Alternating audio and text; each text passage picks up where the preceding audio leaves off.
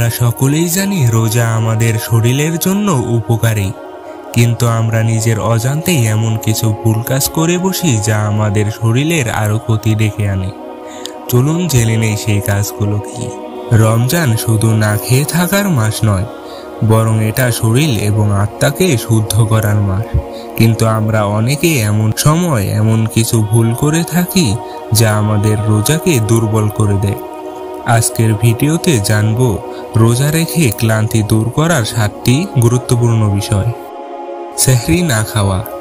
অনেকে রাতে খেয়ে ঘুমিয়ে পড়ে, সেহরিতে ওঠে না, অথচ রাসূল সাল্লাল্লাহু আলাইহি ওয়াসাল্লাম বলেছেন সেহরির মধ্যে বরকত রয়েছে।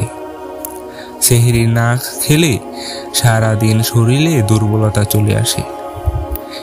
সমাধান, হালকা কিন্তু পুষ্টিকর খাবার খান। ডিম, দুধ, ডাল, খেজুর, ফল, পানি ইত্যাদি।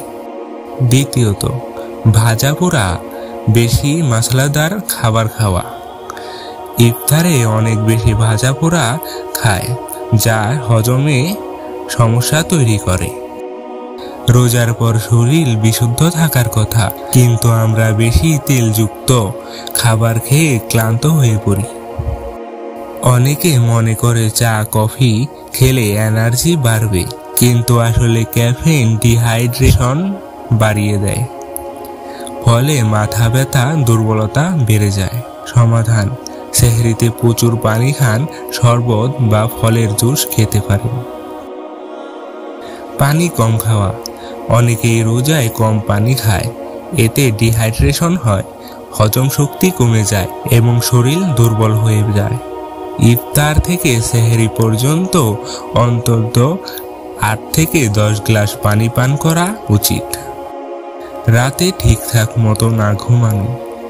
অনেকে সারা রাত জেগে মোবাইল চালায়, ফজরের পর ঘুমায়, এতে শরীর ক্লান্ত হয়ে পড়ে, রোজার বরকতও কমে যায়।